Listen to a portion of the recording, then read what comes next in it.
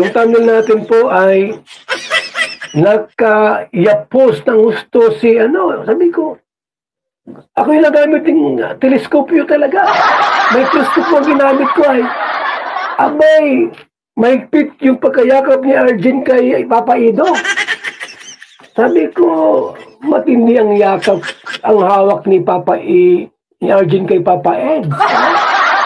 Oh, ako yung kumuha po ng, yung pinakamaliit na lente, yung microscopy. Sabi ko, matindi ang pagkayakap ni Arjen. Oh, ay, gumaling agad si Arjen. Matik po yan. Di pa nga po nakating sa ospital, abi gumaling na. Bumulong na kay Papa Ed. Papa Ed, magaling na ako. Isipin mo yan. Wala pa dyan po sa provincial hospital. Di pa lang po sa paglikos may palengke, nagbulong si Arjen. May nakarinig na sa bulong ay. Papa Ed, magaling na po ako. Ay, salamat, magaling na. Ano naman yan? Alam niyo ba mga kaibigan, mga kalinga, sa totoo lang po, mayroong word na love nut. Alam niyo yung love nut, ha? Yung kumbaga sa po hindi naman totoong lagnat talaga, yung trangkaso. Isang kispirin lang po yan, magaling na. Ano kayo mong silos? Mga Edsi, okay, pwedeng i-love team dito kay Arjen, Papa Ido, Edsi, Arjen. Ano kaya? Edjin? Arjen. Edar kaya? Edar. Pwedeng Edar, no, mga kaibigan? Pwedeng Edar? Edsi. Edar. Ay, di bagay.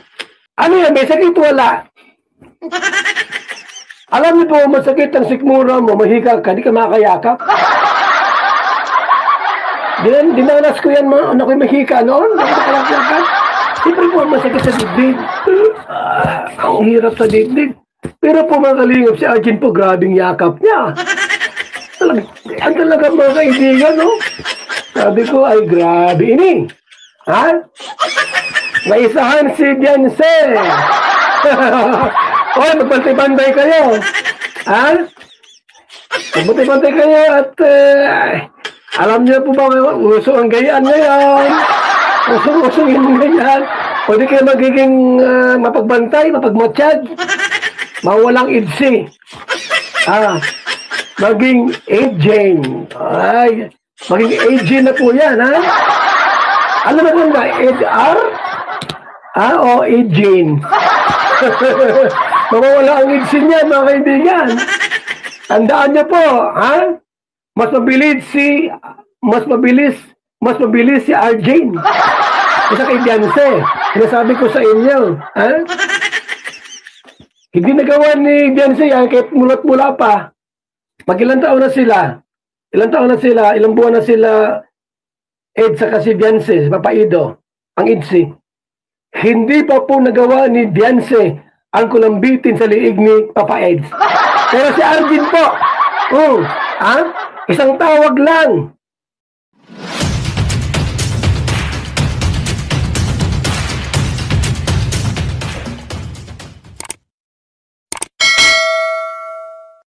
Alright, yan mga kalinga po Okay, nakahalata po yata itong si Kuya Bal Santos Matubang. Kaya ngayon ay may babala po siya sa ating mga taga-suporta ng EDC. Ako po, na kinakailangan daw ay bantayan ang mga umaaligid sa EDC. So yan po ang paksa po ng ating video ngayong araw na ito.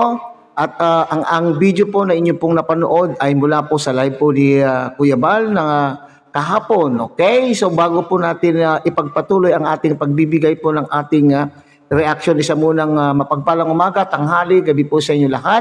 Sana po ang lahat ay nasa mabuting kalagayan at ligtas po sa anumang kapahamakan, saan man po kayo dako ng mundo naroroon. Ako po muli ang inyong lingkod, Maestro 21 TV, at ganoon din po may galawad shout out at pagpupuri kay sa ating founder, Kuya Bal Santos Matubang, at tangkilikin po natin Ate Edna Vlog, Kalingap Rob, at Kalingap Dan. At siyempre, kung bagong dating lang po kayo o bagong silip lang po kayo sa munting channel na ito, sana po ay inyo rin pong tangkilikin sa pamamagitan po ng inyong pagbibigay ng like, share, and subscribe. At tuloy pindutin na rin po ang notification bell at nang sa ganon tayo pa rin po ay magsama-sama sa susunod pa pong mga reaction videos na ating gagawin. Likewise, mega love shout out po sa ating mga kasamaan po dyan sa Karepa, Kalingap Reactor Partners.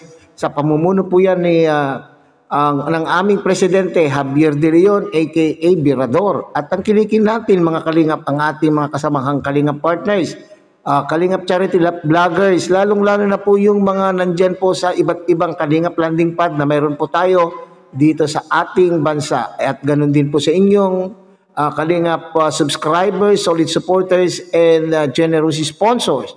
At ganun din sa ating mga kapatid po dyan sa Team Siomai ng Kalahi Community. Okay? At ng buong Kalahi Community. Alright. So, saan kaya nagmula po ang obserbasyon po ni Kuya Bal sa kanya pong pahayag sa loobin, sa kanya pong naging live kamakailan po kahapon, okay? Alam niyo, itong si Kuya Bal, mga Kalingap, ay very observant po yan. Keen observer itong si Kuya Bal. Kasi siyempre, may edad na po siya, kaya tuloy, ang lahat ng bagay ay halos alam na po niya. Kung baga yung mga matatanda nung araw ay parati namin pong naririnig na sinasabi po nila, papunta pa lang po kayo ay pauwi na kami. Okay? So, very observant po itong si Kuya Bal. Bagamat ay idinaan po niya sa pampagood vibes. Idinaan po niya sa pampagood vibes po yung content tungkol po kay Arjen. Pero, maliwanag po. Okay? Maliwanag pa sa sikat ng araw para sa akin, mga Kalingap, ang mensahe na gusto po niyang iparating sa atin lahat na sumusuporta po sa Team Kalingap. Okay. So maliwanag na maliwanag po yung mensahe. At sa tono, marami pong tayong mga supporters ang nababasa po natin ang kanilang komento. At sumasang-ayon po dito itong si Kuya Bal, hindi po ba? Yung tono po nung pagbibigay po niya ng reaction tungkol po sa pangyayari ay talaga naman pong na real talk. Na real talk nga ba itong si Arjen? Kasi ito rin po yung paniniwala po ng ilan at obserbasyon. Ito rin po yung obserbasyon po ng ilan po nating mga taga-suporta, taga-panood. Okay. So, at siyempre, binabase lang po naman ni Kuya Bal yung kanya pong binitawang sa loobin, sa mga nakita po niya sa mga vlog, at siguro sa mga naririnig po niya, nababasa po niya. So yun po siguro mga Kalingap. So disclaimer ito ay ang binibigyan po natin ng reaction dito ay yung obserbasyon po ni Kuya Bal. Kasi alam ko medyo bugbog sarado na po itong si Arjen sa ating mga komento ng mga taga-suporta. At kawawa naman po yung bata. Pero ang binibigyan pong pansin natin dito mga Kalingap ay yung naging reaction din po ni Kuya Bal tungkol po sa issue kung saan. Totoo na nga naman din po mga Kalingap. Okay. Yung obserbasyon po, unang obserbasyon, kung yung tao, ang taong lupaypay na. Lupaypay dahil siyempre nanghihina ka, kung ito man po ay hika, hindi makahinga, ibig sabihin, wala ka ng puwersa, hindi po ba? Wala kang puwersa na nararamdaman, lupay-pay ka. Pero, bakit naobserbahan, bakit nakita kaagad ni Kuya Bal, pero marami na rin po ako nakitang mga viewers na ganito rin po ang komento, na kung bakit, kung lupay-pay at nanghihina po itong si Arjen, okay, dahil sa kanya pong nararamdaman, bakit noong binuhat po siya ni Kalingap Edu o ni Papa Eds ay talaga naman pong kumayapit. Kumayapit ba ang tawag po doon mga Kalingap? Humigpit. Mahigpit po yung kanya pong pagkakayakap. O, nakita po niyo sa thumbnail. Marami na kayong nakitang thumbnail po siguro, mga kalingap, na ganyan po, na nakakuyapit itong si Arjun sa lieg ni Kalingap Edu. Okay? So, maaring sinasabi siguro, ay, jackpot ko na ito. Hindi po ba? At saka yung obserbasyon na bakit si Kalingap Edu ang tinawagan? Okay, so nabanggit po na natin yan sa mga naunang vlog po natin na maaring itong Rose Ann at saka si Carla ay maaaring nagpanik na rin po at ang kanila pong naisip na tawagan po ay itong si Kalingap Edu, hindi po ba?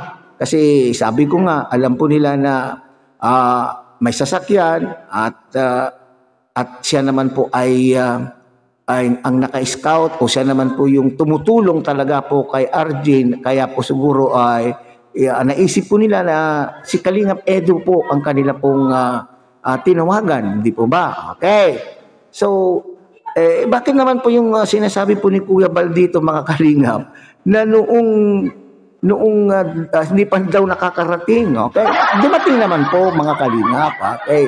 Nadala naman po sa ospital, bakit bigla na lang daw pong, ito yung komento na sinasabi na, bakit kung totoo, may hinala rin po tayo. Ako din po, mga Kalingap, sangayon po ako doon sa sinasabi po ni Kuya Bal na para bagang nagdahilan lamang po. Kasi kung totoo pong may sakit, di dapat noong nahawakan po, para bagang yung binati. Alam po yung binati, pagka ikaw ay binati ay talagang pinagpapawisan ka, nasusuka ka, nanghihina ka, pero once na ikaw po ang ay nahawakan ng taong nakabati sa iyo, ay di ba bumabangon ka kaagad-agad, parang ikaw ay nagdahilan lamang. Parang ganun po yung pangyayari po kay Arjun. Okay, bukod pa doon parang nagdahilan, bakit daw sinasabi, may lumabas din po at nakita ko rin po doon sa vlog po ni Kalingap JJ at nabigyan na rin po ng iba't ibang reaction po. Kung asthma o kaya sa puso ang sakit, ay bakit multivitamins? Multivitamins ang inireseta ng doktor to give the benefit of the doubt. Bakit hindi po nila tinanong, Hindi nila tinanong kung bakit nakakaganon po itong si Arjun. Doon sa doktor, nandun na rin lamang po sila. Bakit hindi tinanong? Bakit po, ano kaya doktor ang dahilan? Bakit naging ganito po? Okay. Or, ano po itong gamot na ito, doktor? Para saan ho ba itong gamot na ito?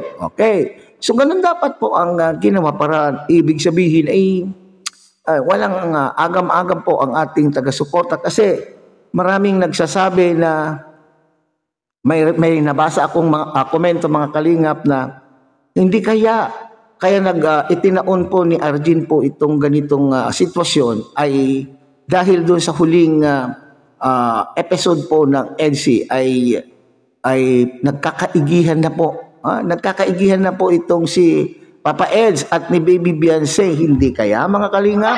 So kaya nga sinasabi na sakit po, na tunay na sakit ni Arjun po rito ay sakit sa puso, kirot at hapdi ang nararamdaman sa puso sapagkat yung kanyang nasa isip at kagustuhan ay hindi mangyayari na, di ba? Parang ganon. Ngayon, so ganitong sitwasyon, mga Kalingap, ay si Kuya Bal ay mayroon naman din pong paalala o babala sa ating mga LC supporters. Nako, wag daw kayong wag daw kayong magparabahala o anong tawag diyan, mga Kalingap, wag kayong magpaano sa kangkungan. Wag kayong tutulog-tulog sa kangkungan, baka kayo ay masingitan. Nako po. Baka daw po kayo ay masingitan. Nako, so sa tagal daw po na magkasama po itong si Papa Eds at ni YP, hindi man po daw po hindi pa ito nagagawa. Yung nangyari po kay ay hindi pa nagawa po ni Baby Beyonce. Hindi pa po siya bitin, nakabitin sa lieg ni Papa Eds. So, yan po yung babala po ni Kalingap, ni Kuya Bal, mga Kalingap, na sana ito pong mga taga-suporta ay bantayan, magmanman, manmanan na walang makapasok sa bakuran po ng EDC na iba. So, yan po ang ating okay. So, dito lumalabas mga Kalingap na talaga naman po, kawawang-kawawa po. Naawa din naman po ako, pero yung nasa isip po ninyo, na sinasabi po ninyo at sinasabi po din ito ni Kuya Bal, mga Kalingap, ay parang may duda din po ako. Okay?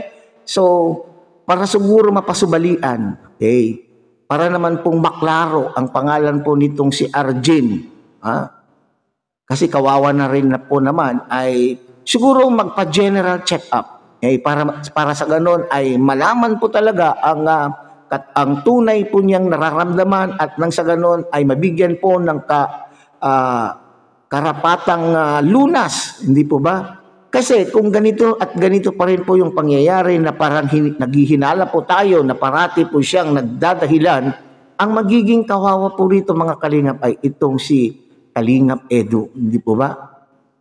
Parang magiging kawawa po itong si Kalingap Edu na parang ginagamit at parang tawag diyan, inaabuso ang kanyang kabaitan. Okay?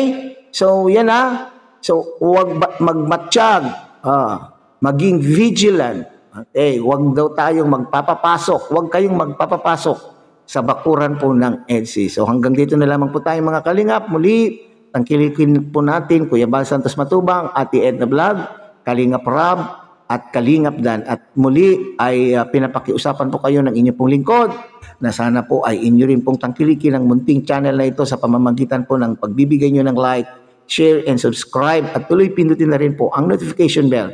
At nang sa ganon, tayo pa rin po ay magkita-kita, magsama-sama sa susunod pa pong mga reaction videos na ating gagawin. Muli isang mapagpalang umaga, tanghali, gabi po sa inyo lahat. Mabuhay po kayo at God bless everyone.